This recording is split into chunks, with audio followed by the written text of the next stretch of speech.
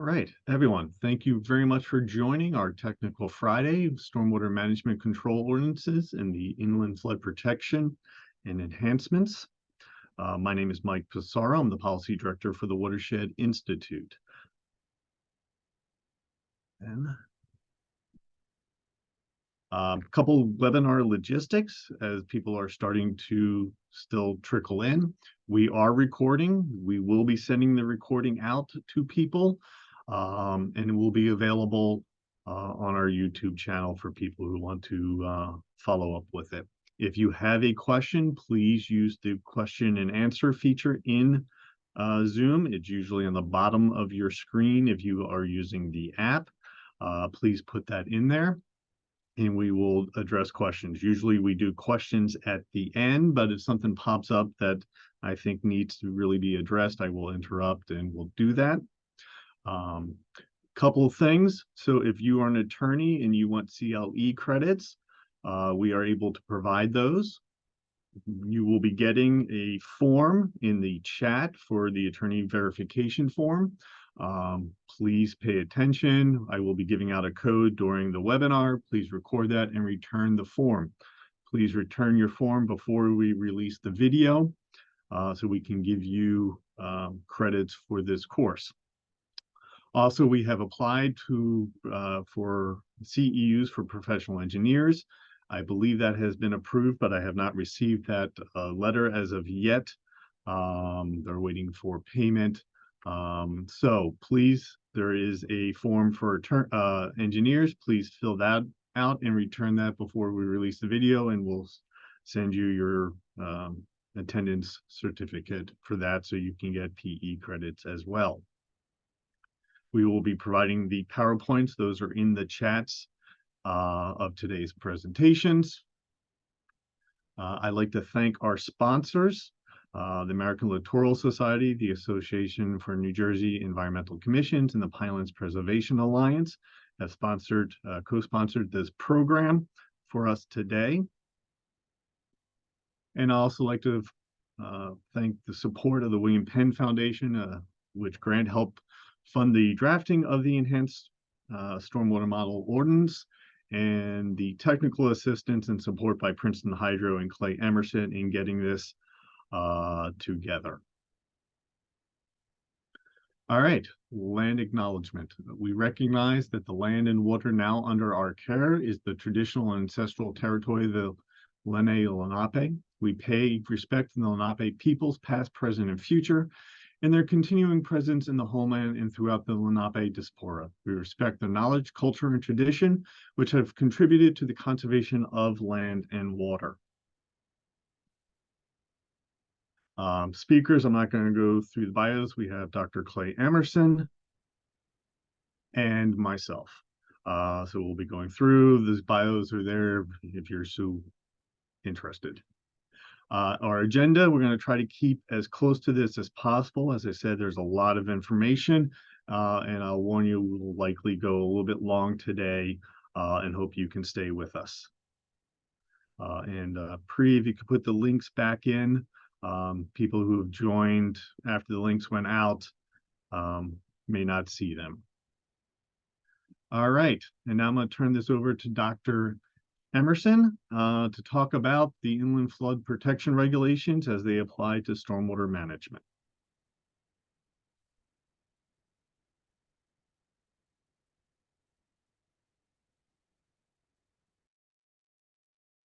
There we go. Thank you, Mike. The inland flood protection regulations deal with a couple things, flood hazard area rules, as well as some implications for stormwater, which is what I'm going to focus on. The other thing that I'm going to do is, I mean, honestly, the regulation landscape in New Jersey, relatively speaking, has been a changing one, right? So just 2 years ago, the green infrastructure rule change was adopted, became effective in March of 2021.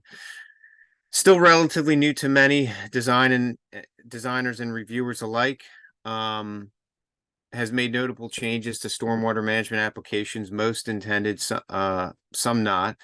I think it's a little too early in 2023 to look back at this and have some kind of retrospective on it. But it certainly is a big change and followed with the inland flood rules. I think we need to think about these two things together. Just a couple brief summary slides on the green infrastructure rule. The big thing is the performance criteria more or less was unchanged, but green infrastructure must be used to meet those criteria, your water quality, groundwater recharge, and your peak flow control. And there's some helpful tables in there that outline which BMPs can do what. And the big, I think arguably the biggest change perhaps is that some of the BMPs, most of them, depending on what table and application, have a drainage area limitation, whereas before, I think only one or two, depending on how you're counting, had any kind of a drainage area limitation. So the way New Jersey defines a green infrastructure is treating runoff close to its source. I've highlighted that here in italics, and treating it through infiltration into the subsoil, filtration by vegetation or soil, storing runoff for reuse. So that's not new to anyone. How does it influence the applications? I think the idea was that we would take applications like this one, which was approved probably around 2008 or 9, I'm not sure. So pre-green infrastructure rules, where you have one large basin at the bottom and maybe the entire 30-acre site going to it. It is going to affect large commercial, and this came out, of course, right in the midst of the warehouse, boom in the state of New Jersey, and larger residential projects. The idea is no more big basin at the bottom of the project. The reality is you may still have a big basin at the bottom of your project, but you're going to have some other smaller measures spread out as well. So I think the goal is to, kind of spread out the stormwater and manage it closer to its source, as the definition implies. So some unintended consequences, and then we'll get to the inland flood rule changes. We see some stuff like this quite often. There are a few manufactured treatment devices, or MTDs, that classify as green infrastructure, and I'm sure some of those manufacturers are extremely happy with this. But you get an MTD, and you get an MTD, and you get an MTD, and you get an MTD, and is this really what the rule set out to do? And you see that these MTDs are kind of in there with a 4-foot tall retaining wall around them, the bottom of a cut slope. Are they really getting us where we need to? Is it an improvement? Yes, but these might be some of the unintended consequences. Some other ones that you'll see, things like this, still a big basin at the bottom, but this engineer has gotten creative in put walls separating or dividing up this large basin into 6 basins that each have 2.5 acres of drainage area. That's not being approved by DEP, and it shouldn't be being approved by your municipality either. But that 2.5 acre limitation has been the goal of getting that stormwater, that green infrastructure, distributed and managing the runoff close to its source has been difficult to achieve in some situations. So old habits die hard, as they say. So here we are in July, not even 2 years later after that. Effective July 17th, 2023, executive order directed DEP to integrate climate change. And this entailed modifications to both the flood hazard area control and the stormwater management rules, with a focus on updating current rainfall and predicting future rainfall. I think DEP's done a pretty good job with their justification, their frequently asked questions, their training that they've given, some of the other documents that you can find online have been pretty helpful for me, and I think for others. A little bit of background on this. Where is this coming from? we often forget about this. I love this chart. It's from the New Jersey State Climatologist. And I don't expect you to read this, but what I do expect you to see is that there's a bunch of red squares on the right and a lot of bluer stuff on the left. And this is the monthly average temperatures for the state of New Jersey going back to 1895. And in the last 15 years of this chart, New Jersey has experienced the single warmest January, February, March, April, May, June, July, August, October, November, and December. And if someone with a keen eye says, no, the warmest January was way back in 1930 here, you would be correct, but January of 2023, which is not onto this chart yet, beat that out. So, and, you know, September, we didn't get that, but there's a whole lot of warm Septembers piled up here too. 2, 3, 4, and 5 were all in that last 15 years. So this is what it's, you know, what we're adjusting to. And I can't help myself but to include a hydrologic cycle diagram in a presentation. But that temperature is what's driving this, and best estimates I understand are, you know, 1 degree Fahrenheit increase in temperature in the atmosphere. It's going to hold 4% more moisture.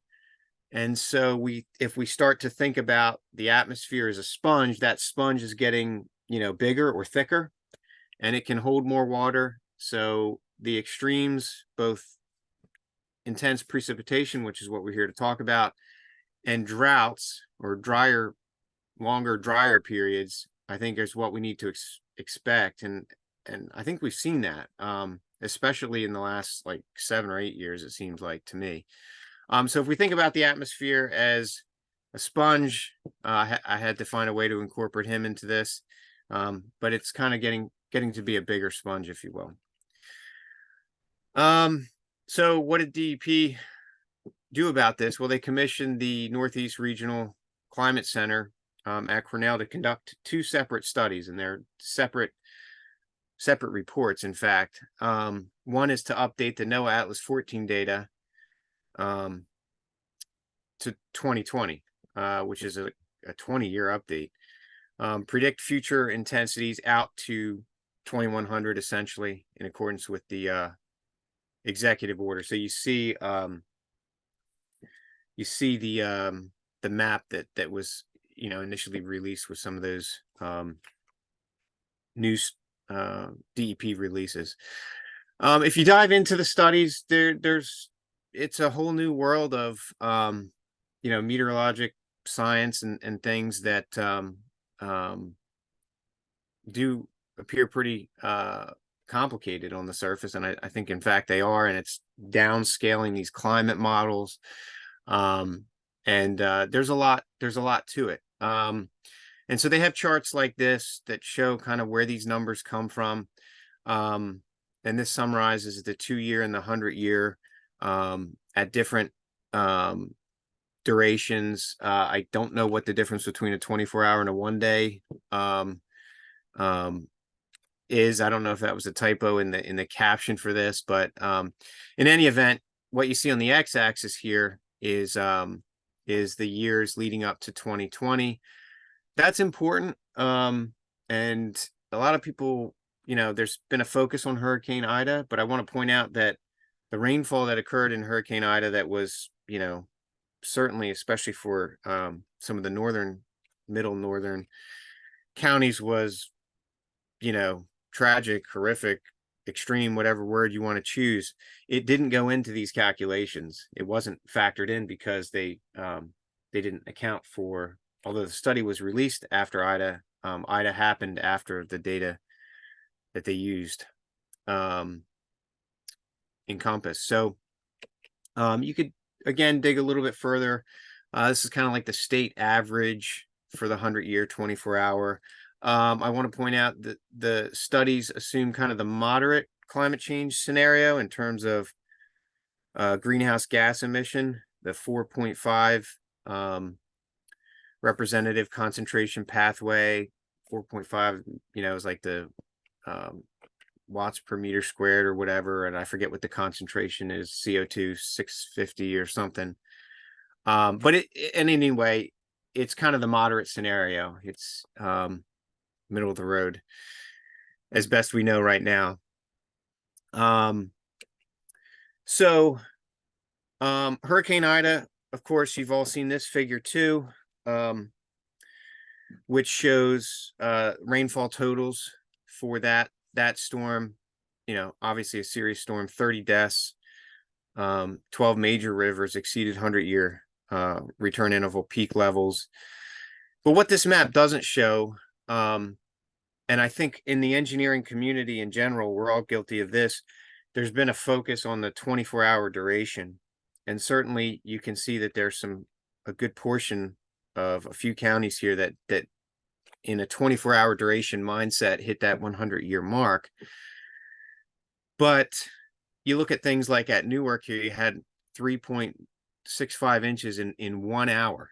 And so, you know, 3.65 inches in 24 hours is a 2-year storm. But that happening in 1 hour results in very different impacts in different places in a watershed. And we need to understand that.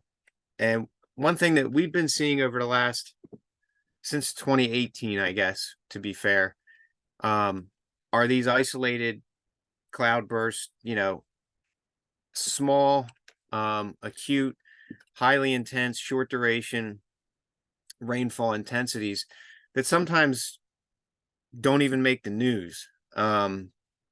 Maybe because their geographic extent is limited. But you know, one in Camden County, where we had, you know, 1 hour intensities approaching a 200-year return interval, just over the river. And I just pulled this one because I had these some of this data together already, but there's plenty of examples in New Jersey as well. But Bensalem, Bristol, even more localized. And if you look at these are the NOAA Atlas 14, the current ones, curve shown here, and you plot these intensities from this particular storm, you see that we have 1 hour, 2 hour, 3 hour intensities that are well over 1,000-year return intervals. So that's just the nature of flooding. This is partially what the changes in the inland flood rules were formed to address, both from the flood hazard area perspective that we're not going to focus on, and the stormwater. And while these storms are localized, and like I said, often barely make the news, they put people in harm's way. You know, when you have rack lines, high water marks, above doorknobs in places, you know, it's serious. And that's what we're seeing in these localized events. And I mean, the tragic event, what was it, Bucks County a couple months ago, series of motorists were killed. We had New York City, although that was a remnants of a tropical system a month ago. But scenes like this are certainly becoming more and more familiar. These are all from one town in particular. And one thing I wanted to point out on this that I'll come back to is these 3 photos. I don't think any of these show areas that are in a floodplain that's mapped by FEMA. One of them is close. And so these are places that aren't used to experiencing these and all 3 of these photos from storms that you never heard of, that didn't make the news. And if you're coming from a municipality, a scene like this is probably all too common. And you know that you know, with the additional MS4 requirements, for many, you need to start thinking about ways to tackle this. The stormwater utility option is now out there for New Jersey, and we'll see if there's some early adopters. But what does this mean? What do these short but more intense storms mean for residents of New Jersey, and how does the inland flood protection rule affect it? Well, conveyance systems are obviously stressed. FEMA floodplain maps, I say they're not relevant. They don't exist.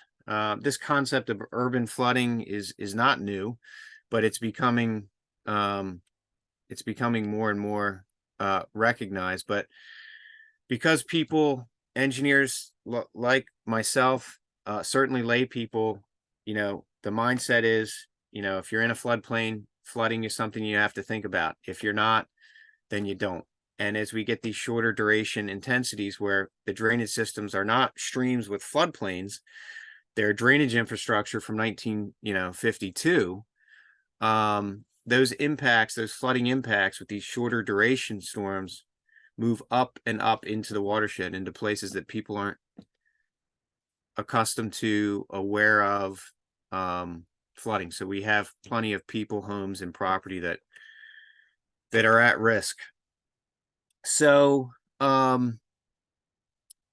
so with that heavy background, the inland flood protection rule basically updated the rainfall based on those studies from 1999, essentially, NOAA Atlas 14 to the present, and projected future conditions out to the end of the century. And the rules, the changes in 7:8 basically require engineers to count for both the current and future conditions in stormwater designs. And there's a distinction there that needs to be understood. I'll come back to it, but instead of arguably submitting two sets of calculations, existing and proposed, now it'll be four sets, existing and proposed, current, existing and proposed, future.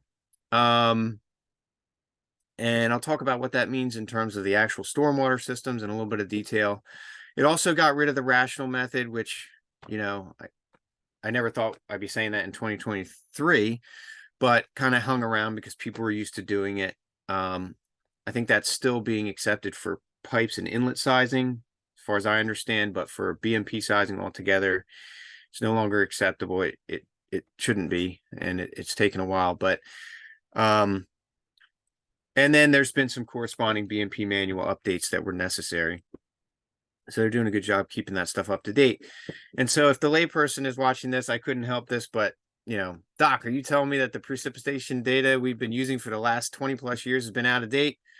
And yes, Marty, that's the case. And that's part of what has changed now. Independently, I think NOAA is updating Atlas 14, presumably to Atlas 15. I've heard, in the next couple years, I'm not going to, someone else may have a better handle on when that's happening, but in a couple years, I think we'll see that. But what I will say about it is I think 25 years isn't quite frequently enough. I mean, the amount of money that we spend on our infrastructure that's all based on these precipitation estimates, I think a quarter century is we're going to have to pick up the pace on that. And I'm sure other people have come to that same conclusion. So how big are the precipitation increases? How big a change are we talking about, both to the current level and to the out to 2100? And so if you dive into the documents that DEP has put together, and I see a question come up, and I'll answer that real quick because it's a quick answer. What is the rational method? The rational method is another way to perform these calculations that the state requires for every major development, and it's kind of an outdated method. It doesn't have, it doesn't have a single reference for some of the coefficients that are used.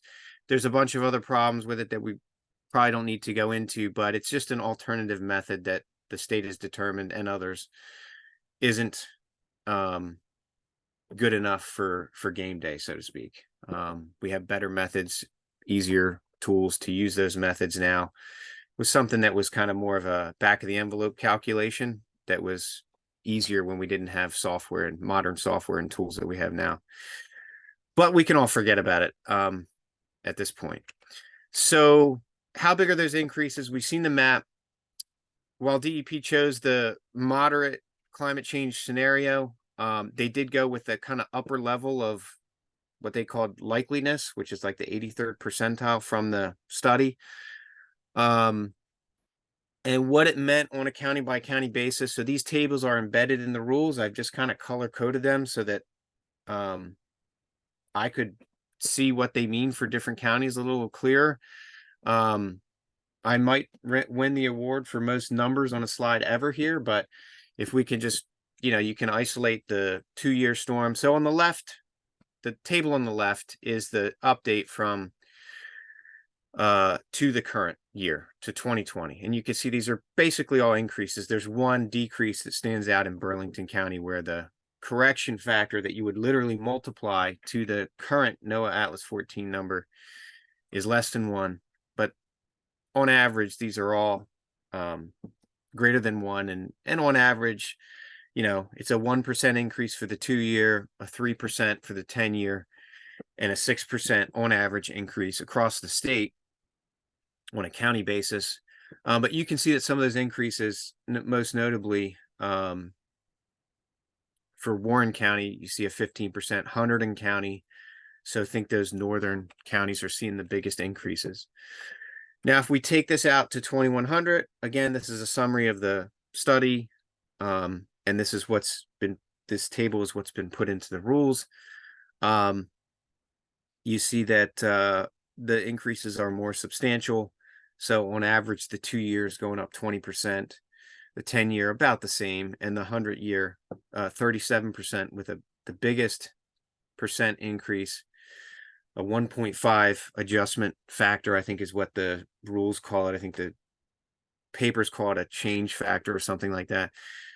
Same thing, but up to another 50%. So that's substantial. And these are the numbers in this table here that you see in the image that you're probably familiar with, that I realize you can't see them, but they're the same numbers that are in this chart. So again, someone who's not a stormwater person might say, well, a 50% increase in the 100-year storm, then I assume the stormwater system has to get 50% bigger. That would be a reasonable assumption. It just wouldn't be correct. So how much bigger will the stormwater systems need to be? In short, perhaps not as big as you'd expect. This is a slide that I took directly from some DEP information, and we did previously we did some calculations of our own. You kind of have to look at the different soil series independently. And I don't disagree with these numbers that they have here from what we've done. So for a commercial, like think warehouse, more densely developed layout, they predict, depending on the soil series, the soil type, the existing soil type, that is, on average, less than a 3% increase in terms of the total percentage of the site to that stormwater system. And the reason this increase isn't as much as you might think is that the rules that were put in to reflect this new precipitation, they were not put in to protect downstream people directly from the increases associated with climate change and the changing rainfall. That's still going to happen. Peak flows are still going to increase. The difference is, and what these rules do, is they say, wait a second, we're going to recognize that the climate's changing, and we're going to account for that in the design so that our existing to proposed comparison is still valid with the changing climate. It's not that these new rules are going to protect for that increase in rainfall. So a little bit of a fine point to that. What about legacy applicability? These questions have wound down a little bit as months go by, but this first question, some of us have been asked this many times. What about some existing application currently at some level of compliance at some stage in the regulatory process of some agency? Suffice it to say, if you had a complete application in before July 17th, you don't have to comply with it. if you didn't, then you do generally from a stormwater perspective. The flood hazard area things can be a little more nuanced. See section 1.6 of the rules for they did a good job. They had a series of examples, sites at different levels of compliance that you can check and help you through that. Okay, so some kind of unmet needs things. I just have a couple slides here, and then I'm going to hand it back to Mike in just a second. One thing that the rules still don't really tackle, and I think that we should keep in mind, is maintaining existing drainage patterns. So as engineers, we've relied on the stormwater rules to guide us. And those stormwater rules have said from a peak flow control standpoint, you got to have a 20% decrease in your 100-year flow rate, among other things. And my question is, what happens beyond the 100-year storm? And generally what happens is we have an emergency spillway and all bets are off, right? Whatever comes into the basin goes out of the basin at that point. That's what the rules say. Not our business. We just don't want our basin to fail. We don't want the embankment to erode when that happens. Let's make sure it's stable. But what if I've, in my development, brought a whole bunch of drainage area into my basin out of convenience, for example, to save on cost or something? Now, when the 100-year storm happens, or let's say the 200-year storm happens, aren't the people downstream of that emergency spillway now seeing something very different? Aren't they now, haven't we diverted area that didn't originally flow there? And this really hasn't been in the forefront of designers' minds. The rules do say something about it, and I think they address it. It just generally says shall be designed to take into account the existing site conditions, including drainage area and drainage patterns. But when we see sites, and this is just a screenshot here where we're taking an existing area that may flow one way through different properties, for example, and if we're bringing that into our site just for the purpose of attenuating it with our basin, and even if we're hitting that 20% reduction, we're not doing anything about it when the outlet structure is compromised, clogged, fails, or when we simply have, as we've seen, storms that are bigger than the capacity of the basin. We're now diverting that area. And I realize I'm not an absolutist here. You're putting a parking lot into over natural topography. You're not going to perfectly match it. But there needs to be some attempt made, and we're not seeing that at all times. So with that, I'm going to hand it back over to you, Mike. You can commandeer the slides here, and he's going to talk about some additional considerations with respect to water quality and ordinance changes. And keeping in mind that clock is ticking on the ordinance adoption to reflect the inland flood rule changes. So that will be in July coming up.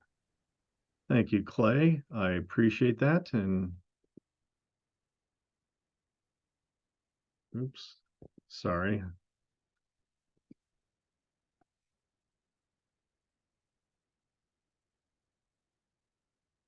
Just having a small issue with my camera. But anyway, as I try to figure that out, here it is, sorry. Talking about some issues with the stormwater rules as they currently exist. As Clay mentioned, one of them, we have drainage areas being reallocated, which can increase flooding. But there you go. So Clay talked about flooding, and we have them with Ida. We have them from some normal storms. Our stormwater rules have been around since at least 2004 in current form, and we're getting worse. We've all seen that. Erosion's a big problem. So here's a stream in an unidentified location. 6 years later, slightly different view, but you can see the erosion is getting worse and even worse.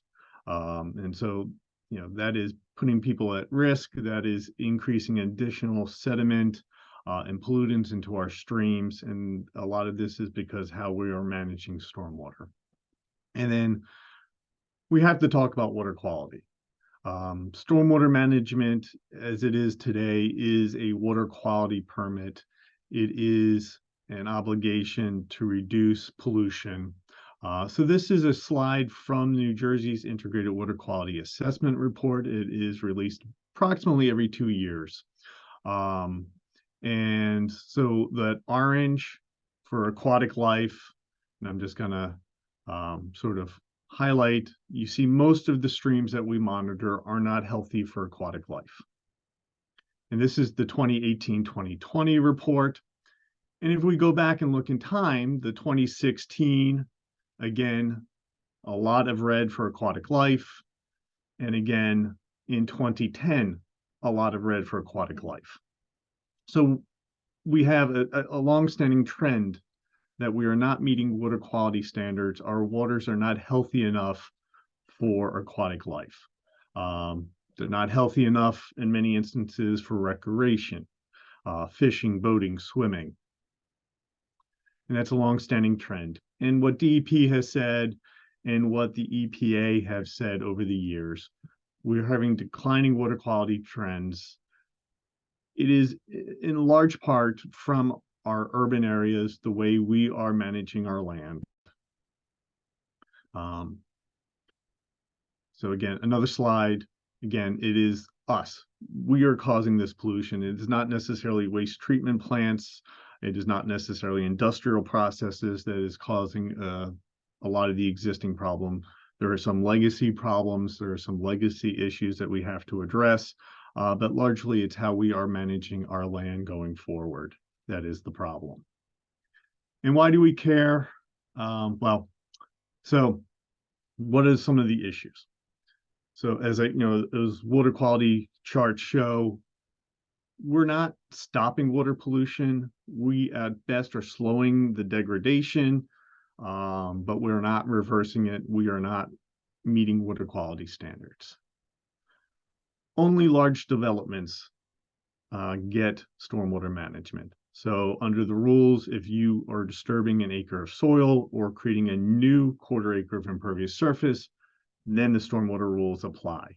Otherwise, it doesn't. And many of our communities do not have a lot of large land. They have small lots, they have some infill. And so in many instances, you're not getting stormwater management with new development. Not always, but in some cases. We're not addressing existing stormwater problems. So before 1981, by and large, New Jersey didn't have stormwater management. A lot of our development predates that. From 81 or so, our stormwater management was flood control. And it was only in 2004 we started dealing with water quality through stormwater management. So all of our existing development that pre-existed the stormwater rules have no water quality, no flood, no recharge requirements. And the rules don't deal with it. Our current rules do not address volume of runoff. Most people who know stormwater management, your requirements are to address quantity, quality, and recharge.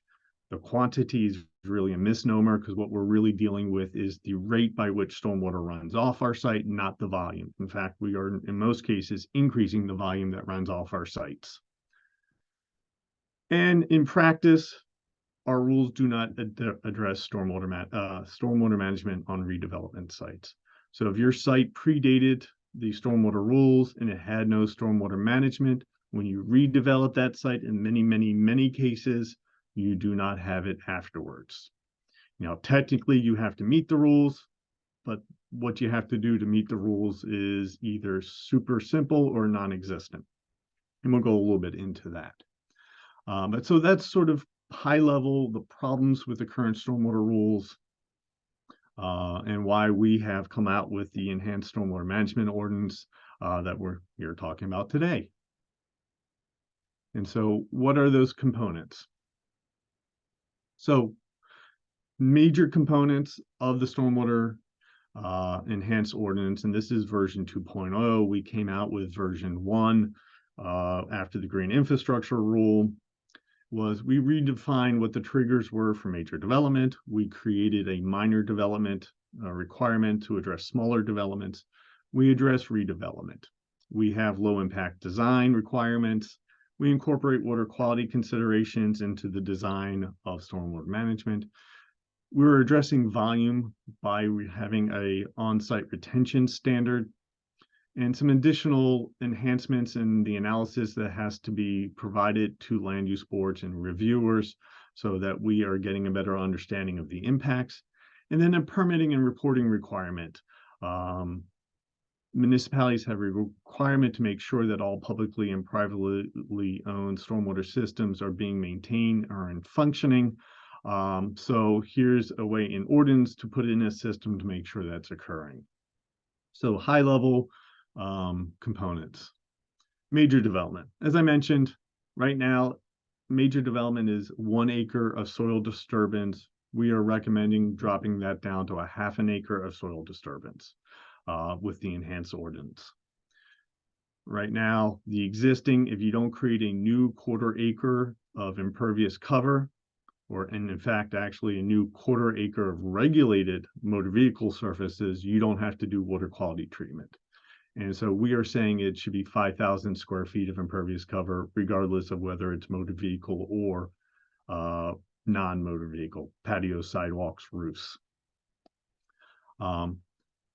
And again, right now under the rules, you only have water quality treatment for motor vehicle surfaces. The theory being roof runoff, patios, sidewalks is cleaner than motor vehicle roads, parkways, parking lots, driveways, but that's not necessarily true. So having treatment for all surfaces is what we're recommending in our enhanced ordinance. Minor development. So a minor development is a development that's not major. The trigger would be at least 250 square feet of impervious surface. Once you hit that trigger of 250 square feet of impervious surface, you must start treating 2 gallons per square foot of impervious surface. So a 250 square foot addition, you would require to be treated at 500 gallons. And that's roughly about the 2-inch storm, 2-year storm, about 3 inches of stormwater management. We did this as a calculation, square footage per gallon, so that it was somewhat simpler to deal with, to address. You knew what you had to do. Your architect, your landscape architect who was designing your addition or small scale development could do them. We have a on-site retention standard, which we are now calling the retention storm. And this is for minor and major, but it's in essence 1/2 of the 2-year storm. We used to call it the 95th percentile storm. That has been used by the federal government for many, many years, but a little bit easier to calculate. The 2-year storm used to be about 3.3 inches. It's a little more depending where you are. And so 1/2 of that is our retention storm. Include redevelopment. So even if you're not addressing major developments, if you're not creating new impervious, but you're redeveloping, now we can have a chance to sort of address some of the sins of the past where we didn't know they were necessarily sins and start chipping away at that flooding and water quality issues that we're having. And then there's going to be some instances where we can't necessarily have minor development stormwater management and have a mitigation fee for minor development only in instances where you can't. Redevelopment. So right now, under the current rules, redevelopment, you take the site, you have to manage, you have to do your calculations based upon the pre-existing condition. So here's a site that was received our approval for redevelopment. It's 100% impervious cover. There's no recharge going on. There was no stormwater management that happened on this site before when this was originally developed decades ago. And under the current rules, you have to match or reduce the existing rate. This is as fast as you could possibly get off that site. So all you have to do is really match those rates from a quantity perspective. You're not creating a new 1/4 acre of impervious surface, so you don't have to treat for water quality. And well, they probably got some recharge because the pavement wasn't in real great condition. You don't have to do recharge because the site didn't have any beforehand. That's under the existing rules, under the enhanced model stormwater ordinance rules. We're going to assume that site was forested in good condition. So when you do your rate calculations, when you do your recharge calculations, you're actually making the situation better.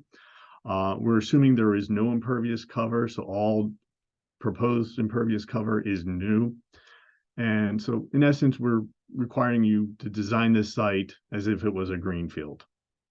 So you are actually getting reduction in floods, you're getting a reduction in rates, you're getting water quality treatment, and you're getting some recharge from a site.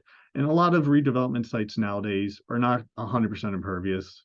They're reducing it because the market and people are demanding some green space, some visual interest. So without having this enhancement, this redevelopment standard, you would not get any of those benefits. So that's now in the enhanced ordinance. We beefed that up from the 1.0 version in the 2. So that it's a little clearer, more easy to understand, and a little more rigorous. And so I've talked a lot about water quality, why it's important. Water quality issues are a problem. But why do we care? So legally we care because the Clean Water Act says we're supposed to reduce pollution.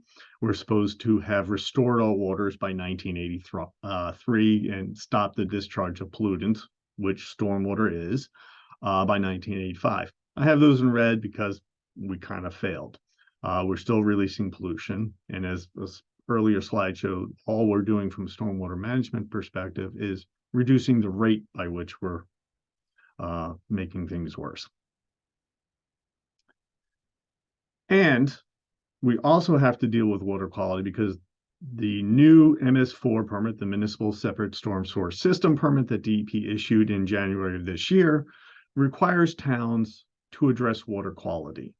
Most, if not all, of the watersheds in New Jersey have waters that are impaired. And they also have something called a total maximum daily load, TMDL, which is in essence a budget for waters to reduce pollution when they are impaired. How much pollution can we put in a stream and yet it still meets standards? How do we clean up? A cleanup plan, in essence, for our waterways. So the new MS4 permit says towns have to figure out a way to reverse water quality problems, how to reverse flooding. So in this ordinance, we're including provisions that if you are discharging into a waterway that has a TMDL or an impaired waterway, your stormwater management has to be better. So we are not making the problem worse. We are actually taking steps to improve it. And in the bottom right is just a chart again from that integrated water quality report. It's draft, but this is the 2022. Again, if I compared 2018, 2020 with, we are still seeing it's not getting better by and large. So we're now incorporating, as you design your stormwater management systems, you have to understand what you're discharging to. Is it impaired? Is it has a TMDL? And if so, your management of stormwater has to be better than the standard rules. And standard rules from a water quality perspective, you have to reduce total suspended solids by 80%. And you have to address nutrients to the maximum extent practicable. But now this would say you would have to do better, because if you're only reducing the increase of TSS, total suspended solids, by 80%, you're still increasing it by 20% over existing condition.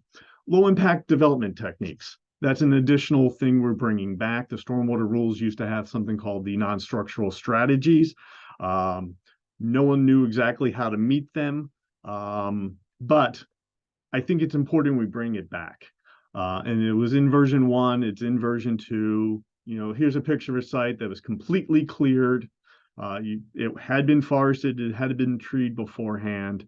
But under the green infrastructure rule, when they got rid of the non-structural strategies, you could clear the entire site, regrade the entire site, plop a couple bioretention basins or a manufactured treatment device, MTD, and you've met the rule. But you kind of missed the point. The point was to use nature, to mimic nature, to treat as close to the source of the pollution as possible. So our position is you bring them back, you minimize site disturbances, you preserve as much of the natural vegetation as possible. Trees are a stormwater BMP because they absorb water, they filter water, they clean it, they slow it down. They have a benefit. So if you can keep them, you're making the water cleaner. So bringing it back. So that was in version 1. It's in version 2 as well. Volume versus rate reduction. Again, the stormwater rules say you have to reduce quantity. That's really a rate reduction. But so this would actually have us address volume, whereas before you didn't, you just reduced the rate. We want to reduce the rate of runoff, but the old rules actually increase the volume in many cases because we're having more impervious, less infiltration, so the water has to go somewhere.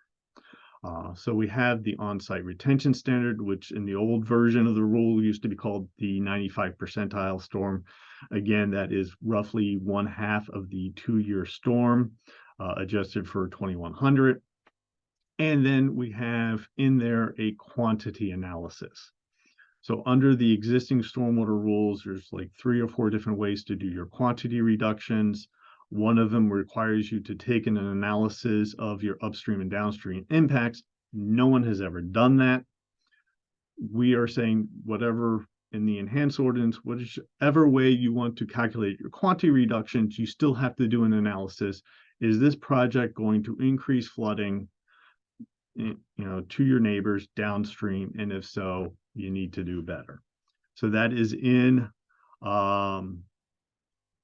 that's in the enhanced ordinance, which is a difference from the model ordinance that DEP, the statewide ordinance that DEP has, and will help reduce those rates and reduce those volumes and help start to reverse trends of flooding. Minor development. As I mentioned, minor development, 250 square feet. You start treating it 2 gallons per square foot, but there's going to be circumstances where it's just not possible. Now, unlike major development, minor development is not required by the rules, the NJC 7:8 stormwater rules, so you can have a waiver fee for a minor development. Major development, you cannot. DEP strengthened the mitigation requirements for major developments if you cannot meet the standards. But those don't apply to minor because minor is not required by the stormwater rules. So it is possible for minor, but not major. I just want to emphasize that enough. And again, for the waiver of minor development, it's technically infeasible to incorporate all of the required stormwater management, so that 2 gallons per square foot. You do what you can on the site, and then you pay into a municipal fund, a minor development waiver fund that a municipality will create. What you can't do. That fee is based upon a uniform sort of average cost that stormwater management is in that town. The town will take that fund and can use it for stormwater improvements throughout their township. And as towns have to come up with a plan under the new MS4 permit to do improvements, here is a source of funds the town can use to do that. Environmental site analysis. If you've attended many planning board meetings, there is some in the rules. This is enhancing it so we understand our impacts to the area. What are the forests? What are the core forests that we are impacting? What are the streams? What is the name of the stream? I may see a stream on a site plan, but I don't know what the stream is. And I may know that if the Shabakunk is flooding in my neighborhood, the stream on the plans upstream from me is the Shabakunk, but if I don't name it, I may not know that. What's the classification? Is it a category 1 stream? Is it a category 2 stream? And those are important from a buffer perspective, but also water quality. And is that stream impaired? Going back to, we have to do improvements. So if we put that in our report, if the applicant puts that in the report, that's putting it front and center, and we understand better. We understand the watershed, so we know where we're talking about in the region and what those impacts currently are and what may go forward. in the drainage areas. As Clay mentioned, the rules already sort of require you to maintain drainage areas, but those change. So we identify those drainage areas. And here's one of my biggest pet peeves. And so I put this into the enhanced stormwater version 2.0 of the ordinance. I want to know what the test pits are for soil testing. When you do stormwater management and you're requiring on infiltration, you have to do test pits. Many times those test pits aren't done ahead of time, or you have, sort of the site plan on the right, you have all these little dots on the site, but I have no idea where that is in relation to the stormwater management systems. And it's important to know where it is because the rules have certain requirements as to where those test pits are, how many they are per stormwater BMP. I need to know where the seasonal high water table, the SHWT. I need to know where molting is, the bottom elevations of the basins. And in a lot of times, all of this information is all over the report and in different sections and not necessarily on the same scale. So the ordinance requires you now to put it all on one map, all on one chart. So it's very easy to determine, am I meeting the rules requirements? Is there a two-foot separation between seasonal high water table and the basin? So that basin is working. Is my infiltration rates right? Am I doing this right? And it's super simple. I'm not looking through multiple things and it's all in one spot. So that's an improvement over version 1.0 and over the model that the DEP has. And some additional provisions. Again, Clay mentioned a little bit of this. I don't want to change drainage areas. There's been multiple sites I've reviewed over the years where I'm taking stormwater that's going in one direction and I'm redirecting it somewhere else. What are the impacts to the wetlands and to the stream that was getting that water? What is the impact to the new drainage area now that I'm moving a lot more water that was never coming there? So we have prohibition on changing of drainage areas, an analysis. Even if I'm staying out of the stream, I'm staying out of the wetlands, but I'm changing the site hydrology. What are my long-term impacts to those streams? What is my long-term impact to those wetlands that used to get water that no longer is? So take a look at that. As I mentioned before, under the current stormwater rules, I'm only treating from a water quality perspective, motor vehicle surfaces, not everything else. So I'm putting that back in there. All surfaces have to be treated. There's some nuances in the rule about that or in the model ordinance, but I'm getting treatment for everything. In a state that is 95, 96% impaired with multiple TMDLs, we need to do better. Eliminates the RSIS, the Residential Site Improvement Standard restrictions. The RSIS standards would say residential is not allowed to be stronger. I believe that is illegal. There was a webinar we did in 2020 on that, and I will be putting out a white paper on that issue. That's a whole other webinar. But if you think about it, does water pollution really care what the source is? Do the aquatic life really care where the impairment's coming from? They're impaired. Does flooding really care? Does your downstream neighbor really care that the flooding came from a residential development or a commercial development? All they care about is they're getting flooded. So having different standards for different kinds of development doesn't make a lot of sense. And I think under the Clean Water Act is not applicable. And then a licensing and inspection program. As I mentioned earlier, the MS4 permit requires municipalities to certify every year that all of the privately and publicly owned systems are being maintained. How do you do that if all the privately owned systems aren't reporting to you as a municipality that they are inspecting and maintaining their systems? So here's a system to put in place so you can require that. So there's language in the model ordinance for that.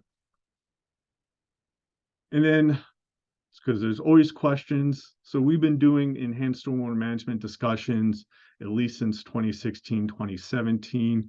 There are dozens of enhanced ordinances throughout the state. Here's just a small smattering: Cranberry, Princeton, Parsippany Troy, Montgomery, Hopewell Township, Hopewell Borough, all have enhancements. The Pinelands area, the Pinelands Commission has an enhanced stormwater requirements to all of their municipalities. Some of these enhancements came from an EPA Region 2 analysis of our stormwater rules back in 2014, I think it was. So here's just a smattering of them. It is not a complete list, but everyone wants to know who else is doing it. And we can send links to things if people are so inclined. And as I mentioned, the minor development requirements was meant to be easy, something that an architect or a landscape architect could do. Rutgers has a great manual for rain gardens, so you can plug in and figure out your size. But it was intended to be simple and something that even someone could do on their own if they wanted to do. So here's a chart from their rain garden manual, and I have a link later on. All right, I am going to turn this back over to Clay for some practical considerations.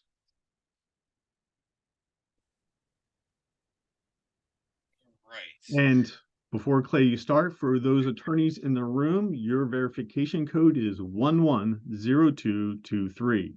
That is 110223 for those attorneys. If you are a professional engineer, apparently your board trusts you to attend these webinars, but attorneys, we don't. 110223. Great.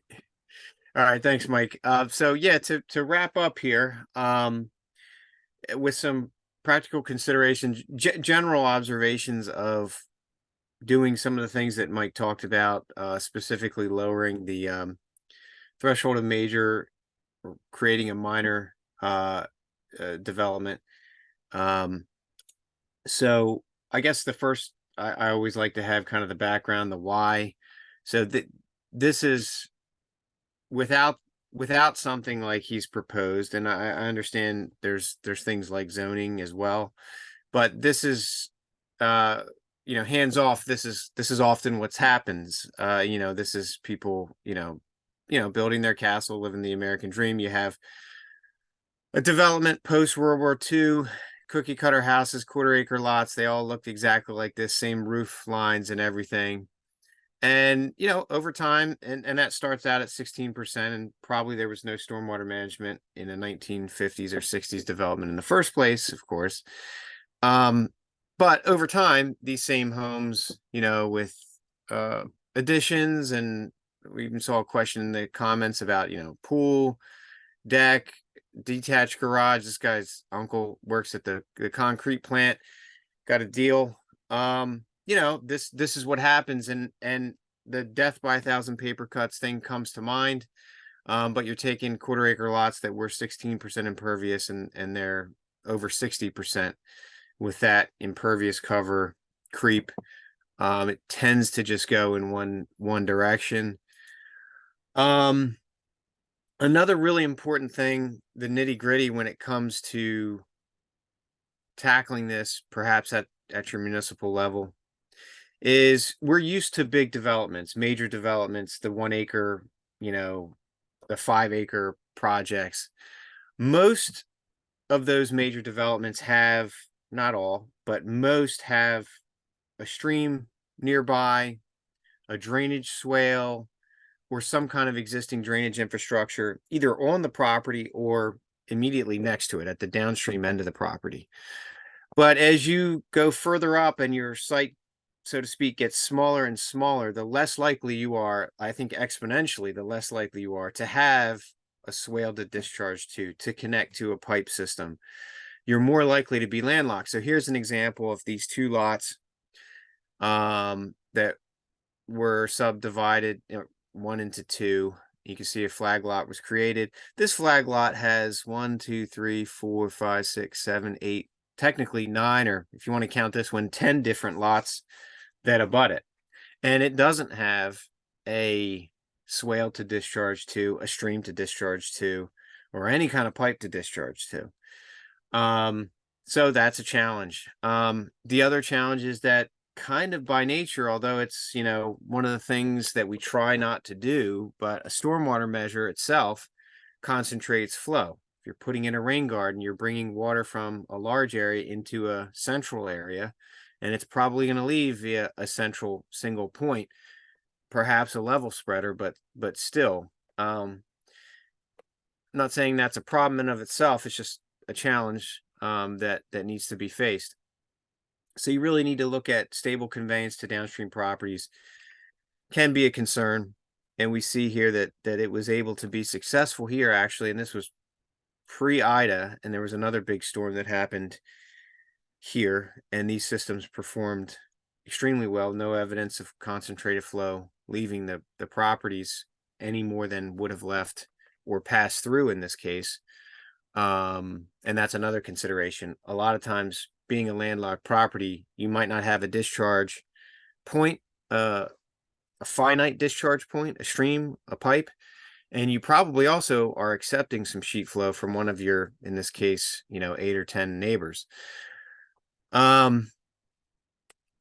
If you, and some municipalities have, I've heard feedback from some in New Jersey have already found this out and are doing things to discourage it, perhaps.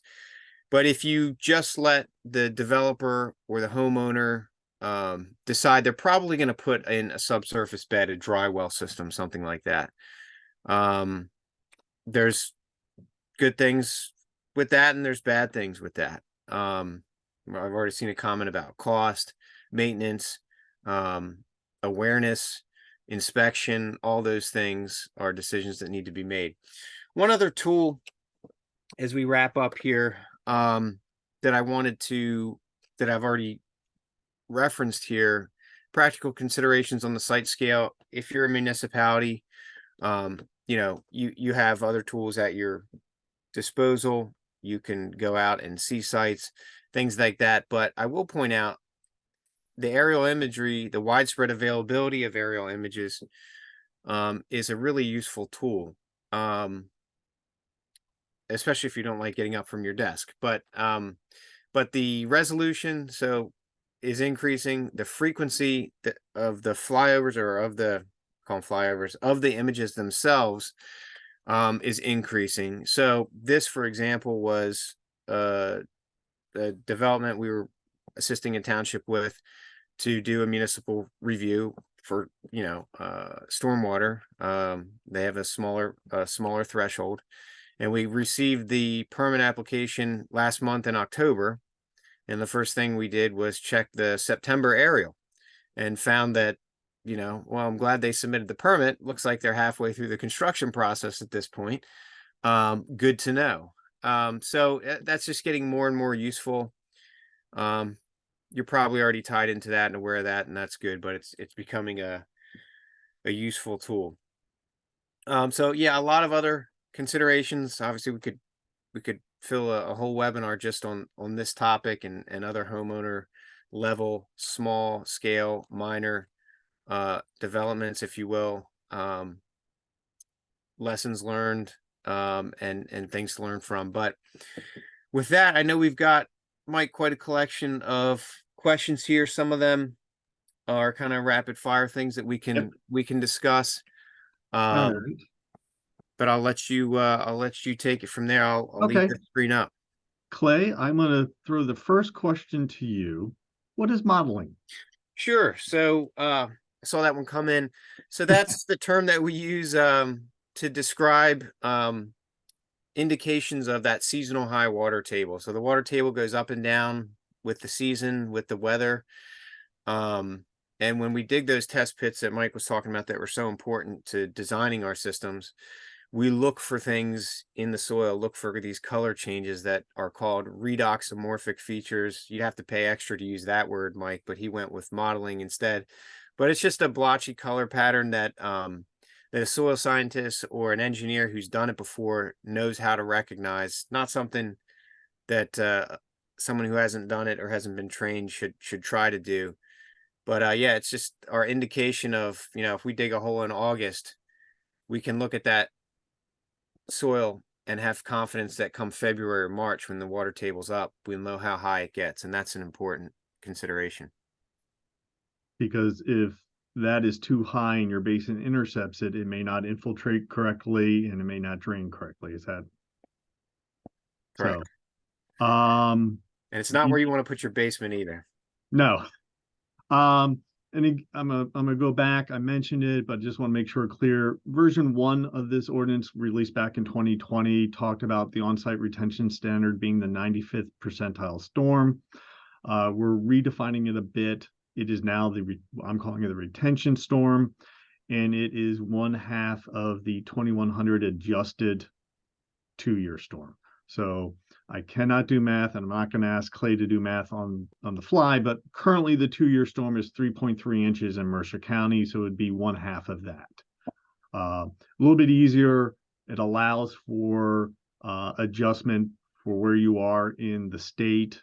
And again, I may have mentioned the federal government has been using an on-site retention standard very similar since, I think, Clay, what was it, 1996 or so.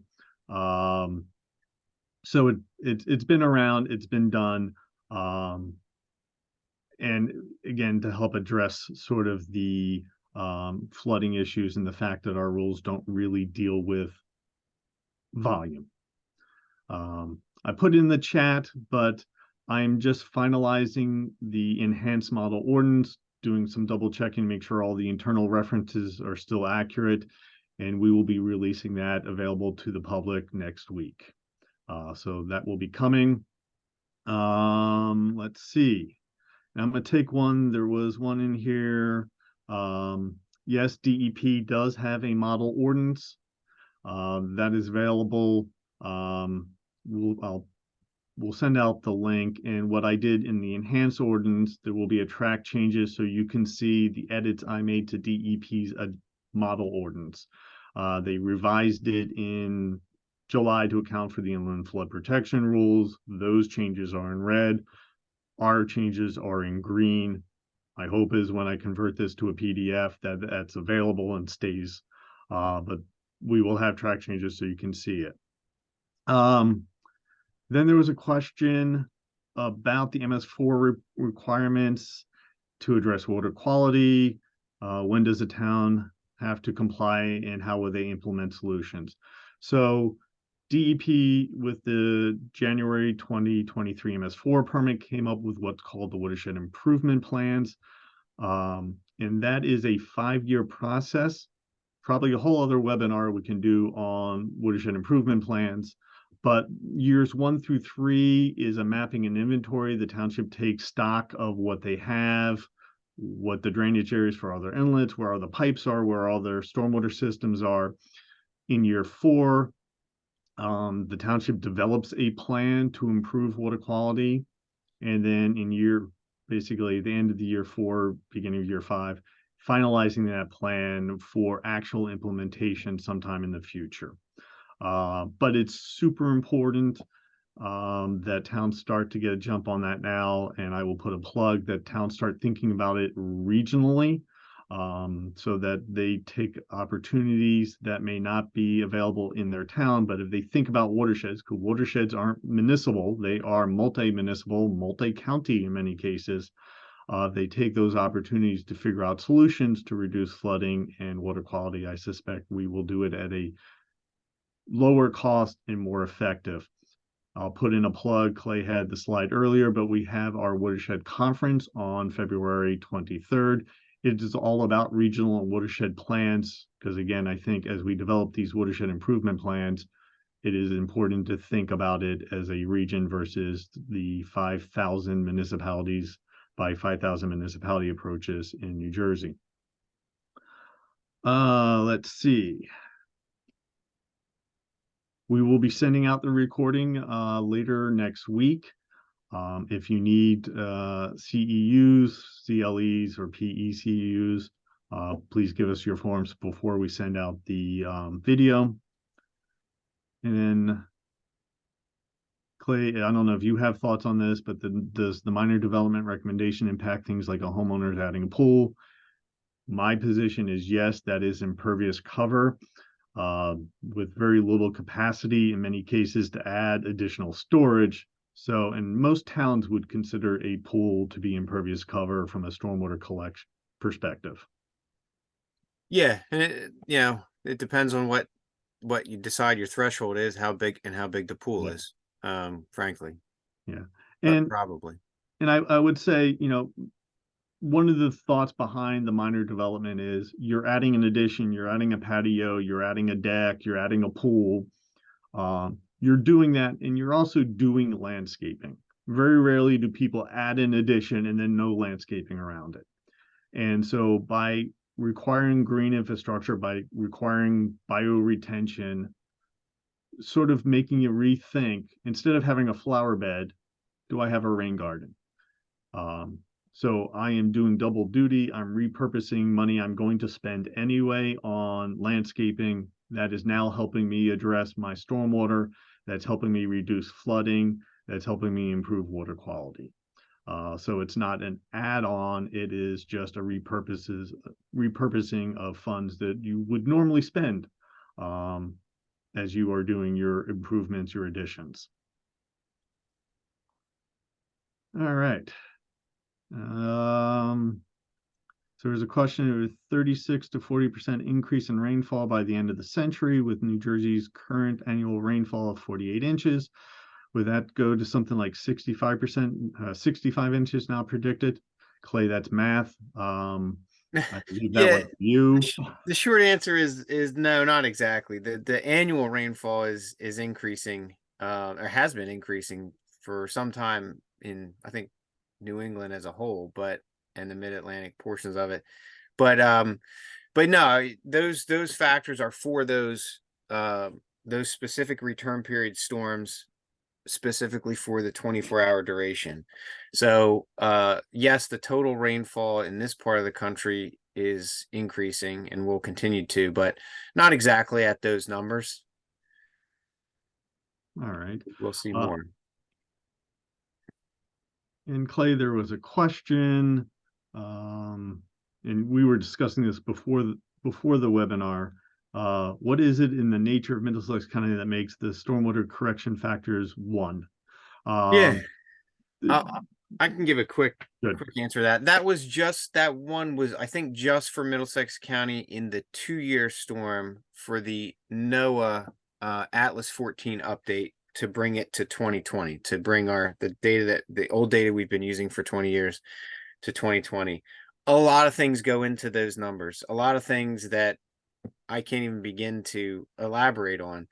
But things like location in the state. So again, that was just for the 2-year for Middlesex. And if you look at the 10 and the 100 and the predicted ones for 2100, the future for Middlesex, you'll see that number steadily increases. All right. All right, here's a question. Many developers are reclassifying MAP C soils to D, thereby demonstrating there is no existing recharge. Would it be feasible for a municipality to restrict reclassification of soils for the purpose of recharge calculations? I agree with that observation. The latter, and there's guidance on how to do that in the BMP manual, and the guidance is good, and it's gotten a little better in the last few years. But I do still see that being maybe an easy way out. That's maybe a little too easy. I'm not sure. With the amount of reclassifications, you'd think that that the NRCS has no idea what a B or C soil or a D soil is to begin with, it seems. And I don't believe that. But as far as putting something into the ordinance to that effect, I'm going to kick that one back to you. Yeah, so my understanding of the NRCS maps was they were broad generalizations of regions. And I don't remember exactly how they did it, and that one of the things that a designer had to do was literally go in and do the soil tests. Is That's it right. truly a C soil? Is it truly a D soil, regardless of the maps? Because they were very broad brush regional mapping. And look throughout the site, not just a specific spot. So you may have a spot that is map C, but in reality is D, but you go 30 feet over and it's C or B soils. Right. And here I'm playing engineer now, and I'm not an engineer. but that's why soil testing is so important. Yeah. And then test your site thoroughly so you place the stormwater systems where they will do the best. Yeah, I would say I thought the intention of that, and this is maybe a conversation to have with DEP, but I thought the intention of that is to say exactly what you said. These maps are not perfect. They're pretty darn good. But what I'm seeing is people do test pits and you look at the profile, the textures, the colors, and you say, okay, NRCS maps it as downer soil. And I'm looking at your profile, and this looks like downer soil, the textures, colors. Yeah, okay, you definitely have downer soil. But now you're telling me that downer soil, and this may be an extreme example, is a D soil, and NRCS says downer soil is actually they say it's an A soil now. So sometimes it's like you're disagreeing with the wrong thing. In other words, if you're looking at the map and saying, I think that the soil that they mapped here isn't here. I think that soil over there that's a D is actually here. But what I'm seeing more of is people say, and maybe they don't even think into this far. They don't say, I don't think the map is wrong. I think that NRCS doesn't know what Raritan soil series is, or a Penn soil series. And that's a little more concerning because I don't think that's what DEP had in mind. I think DEP had in mind what you said is that, hey, these lines on the map are not finite. They're not perfect. But what I'm seeing a lot is people saying, no, I agree that the map is right. I just think NRCS doesn't know what a downer soil actually is. And that's where I think there should be some kickback. And the reviewers ideally, or the designers, need to understand those soil series. But it is something that I think is being done quite often, more often than it should be. All right. We'll take a couple more questions. As I said, we were probably going to go long, and we are. So are there thoughts? So someone has read version 1.0 of my enhanced ordinance, and where I have a disfavor of cisterns and dry wells. Cisterns I have less of an issue with. Dry wells I am not a fan of. They are underground. They are out of sight. They're used many, many times for homeowners with roof leaders to get your recharge. In many cases, they were put in without soil testing. There's hardly any way to inspect them, to maintain them, and just a whole host of issues. So my disfavor is it's a system that's out of sight, out of mind, doesn't get maintained, and the soils may or may not let them functioning. So you really haven't accomplished anything. And so that is why the ordinance says these are disfavored. Cisterns, I think, are a valid use where you can reuse water. We here at the Watershed Institute have cisterns where we reuse that water. And that may be one of the ways to meet that on-site retention standard in part. Stormwater utilities. Yes. Stormwater utilities is not new. It is not New Jersey specific. Clay, you can speak way more on this, but there is 42 states, I think it is, that allow stormwater utilities. They've been around since, I thought it was 76, but maybe it's 72, 74. They're in California, Texas, Florida, you name it, they're around, and they've been allowed in New Jersey now since 2019. But there are some municipalities looking at them. Yeah, so it covers the political landscape, if you will. But yeah, New Jersey will be one of the last states to have them. But I think we'll see a few in the next couple of years and more.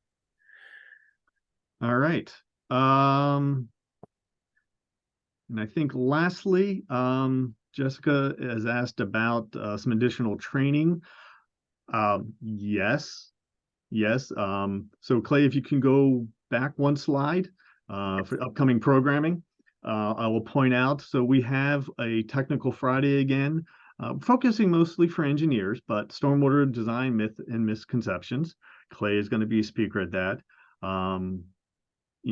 Having adequate stormwater design submitted to a land use board is super important.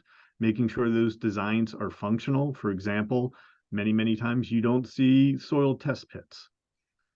And that is something that is to be reviewed and approved later. Well, no, that's not right. So we have the December 8th webinar.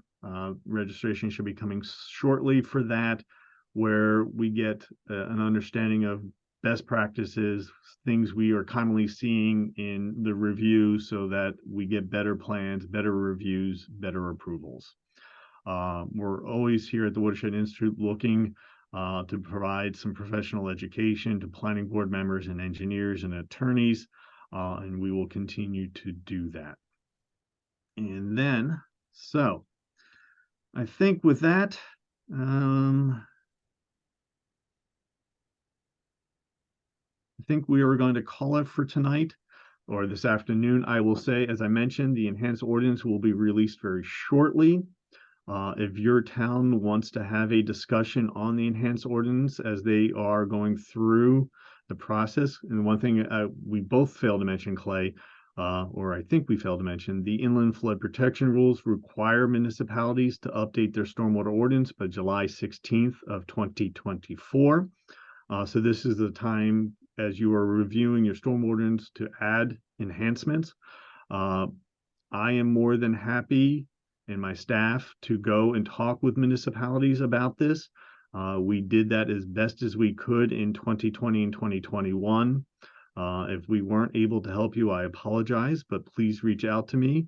Our co-sponsors, ANJAC, American Littoral Society, and Pinelands Preservation Alliance, I'm going to go out on a limb and say they would be more than happy to sit down with your communities and talk about these enhanced ordinances.